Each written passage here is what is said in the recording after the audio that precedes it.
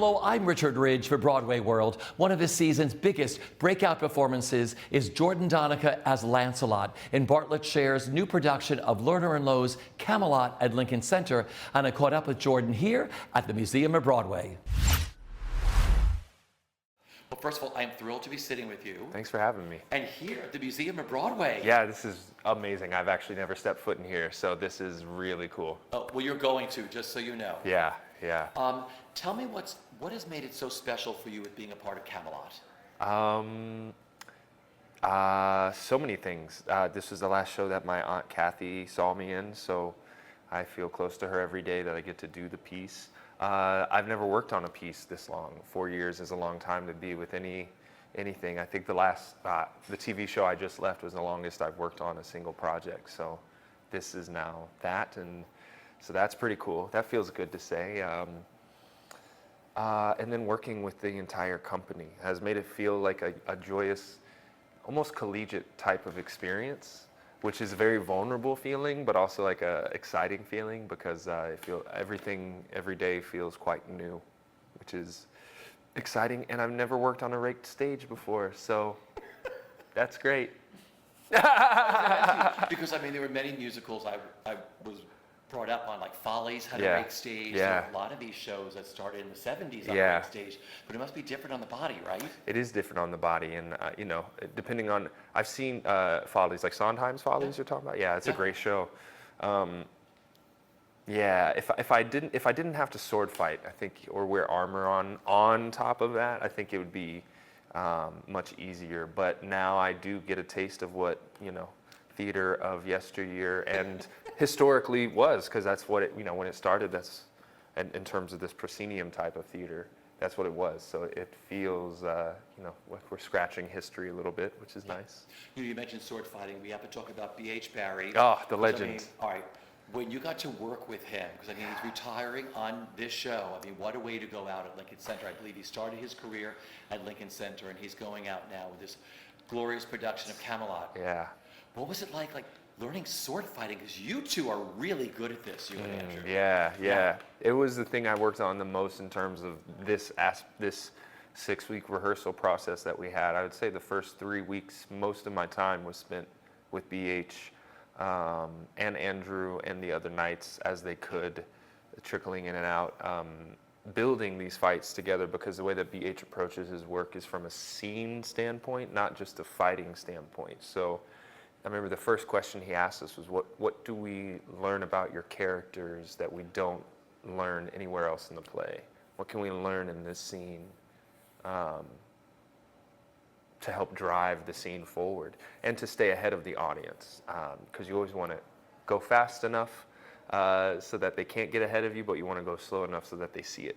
So working on all of these principles, we started pretty much week one, and we sat down in chairs, much like you and I are sitting, and we would point to, he would first had us use our instincts and like attack with just our fingers, and like, if I attack here, what is your instinct? Oh, to block here, okay. Yeah. So then we literally just finger fought, and then he had these bamboo sticks. We still have them that are very light, and so if you get hit, like, it doesn't really feel like anything. And that's what we learned with, you know, for the first 3 weeks, 4 weeks. And yeah, it was a goal to just do it every day till it just feels like secondhand, you know. And he breaks it down for you.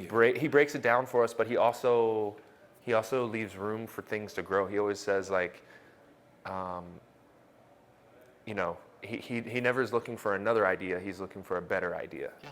So, you know, bring ideas, and if we can't find a way that it serves the scene in a better way, then, like, great, we'll just move on to something else. But he, you know, he built it on us, and moves that work for us.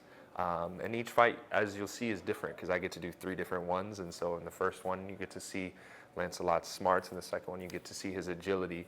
And then he's perfectly matched with Arthur. And that's, you know, we want the two of them to fall in love with each other, but also for the audience to see that these are 2 men who, of mind and body, are the same, essentially. And yeah, it's been a thrill doing it every night, because it gets some days are tough and some days it's super easy and locked in, and it's a blast.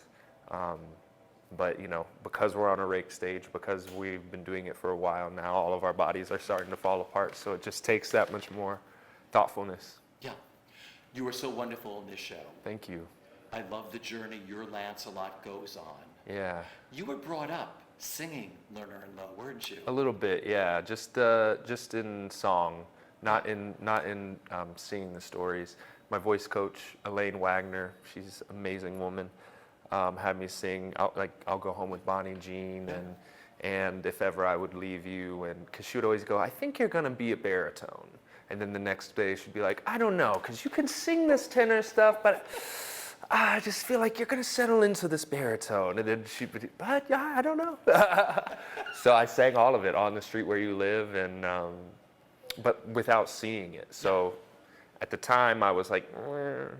And so my approach to these pieces as an adult, I've been, one, thankful for her lessons as a child singing these songs, but two, it's been fun to explore what I've heard so much about growing up. Because my mom also had seen the touring production of Camelot when she was younger, and she loved it and talked about how it was one of her favorites growing up. So it's been a thrill. And to get to work with all the people from the Lerner and Lowe Foundations has been a thrill too, because they're nothing but kind.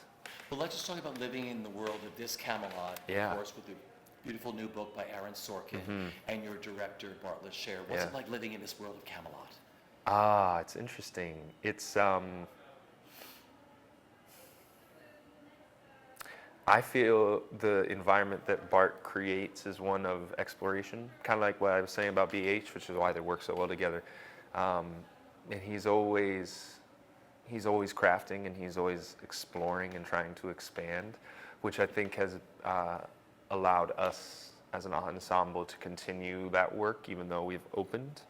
And he encourages that exploration of, okay, like we've kind of found what the show is, but like it's our job to keep deepening and furthering that exploration. And Philippa and Andrew are two people that know how to do that very well. And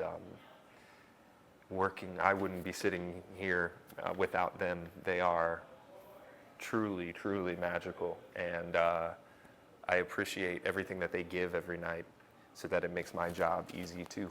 You know, that we can just lock in together and be together on that stage and just ride the wave of this epic journey.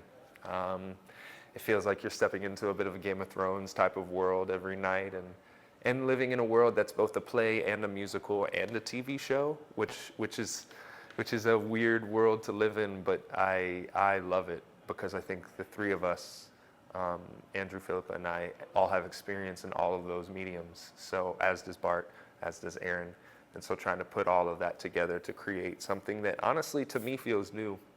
I've had the privilege of watching the show because I was out with COVID during previews. And I was like, I don't think I've ever seen anything like this on Broadway. And that is what is cool to me. And that's what I love about working with Bart. He's always going to do something new. He's always going to try something different and expand and get outside of his comfort zone. Because your Lancelot is so organic. Thanks. I love that about him, from when you meet him and you follow his journey through. And I was wondering, how do you view your Lancelot and what you wanted to bring to the table, Jordan? Lancelot to me is a man who is often perceived, the way he's perceived is not the way that he is. And so I wanted to really highlight those two things and highlight, you know, his own self-deprecating nature. I mean, the book in T.H. White's novel, the section about Lancelot is called The Ill-Made Knight. So, you know, this is someone who comes up in a Catholic background. I went to Catholic school. I'm not Catholic, but I did go to Catholic school for middle school and high school. And so I got to observe and learn a lot of what those beliefs are, and, you know, this idea of original sin and believing that humans are born bad.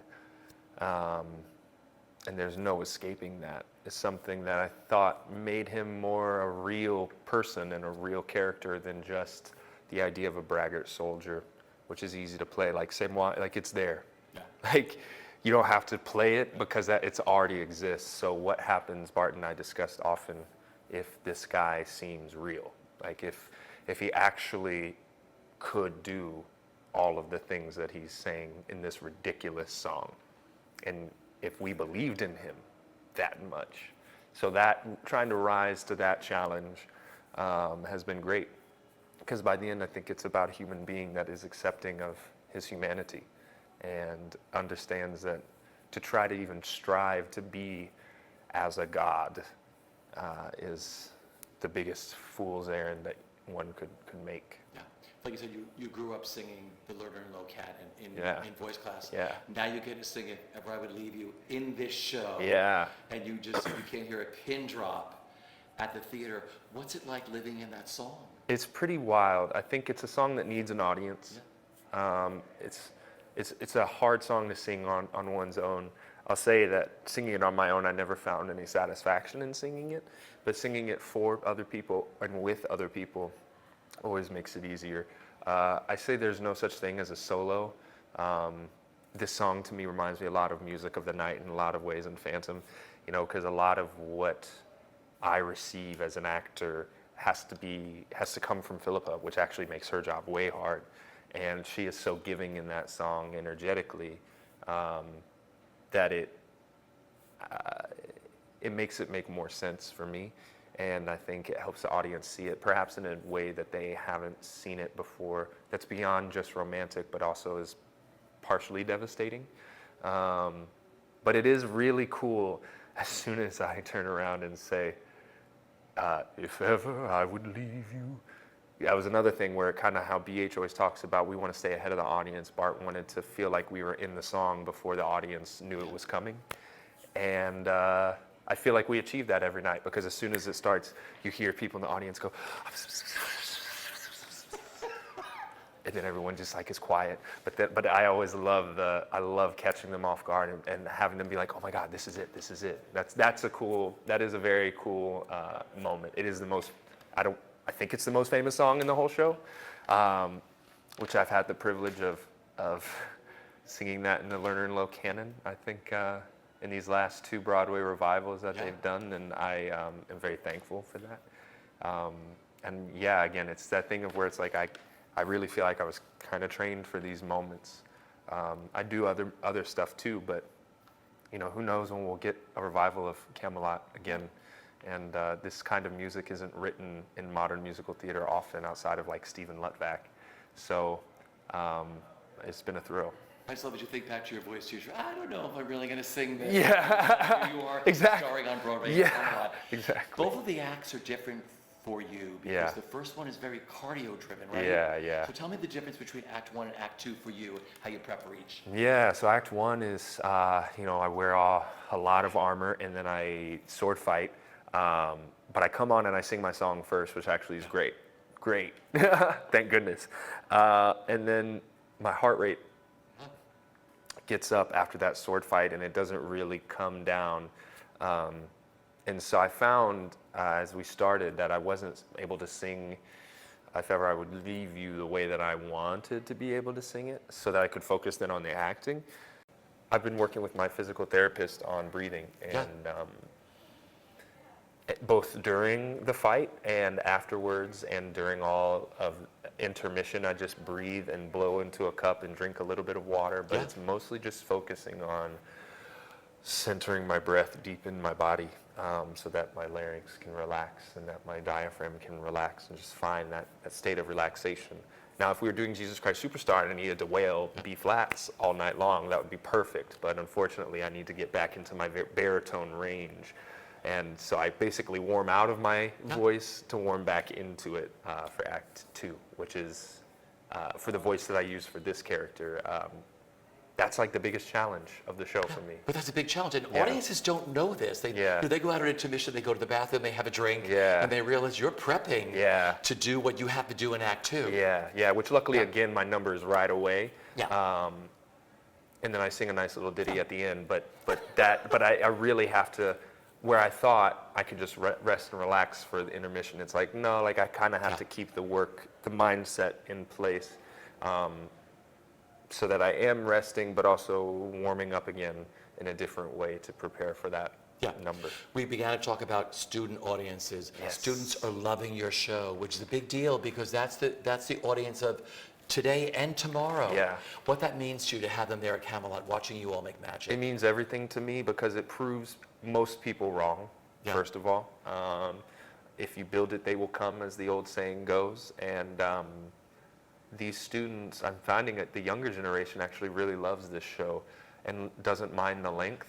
Yep. All of which makes sense to me. We're talking about generations of people that will sit at home and binge watch 8 hours of Game of Thrones or House of the Dragon. So if you make something that is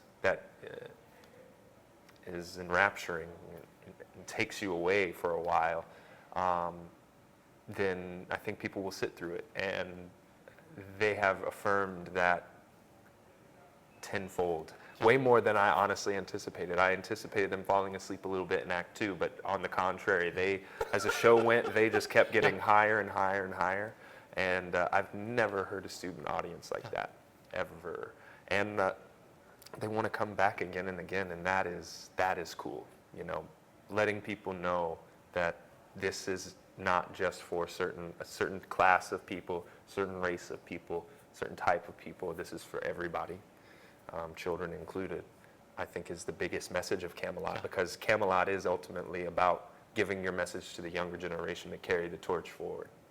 Who do you honor with your performance in Camelot 8 times a week? My Aunt Kathy and my Grammy and my mom.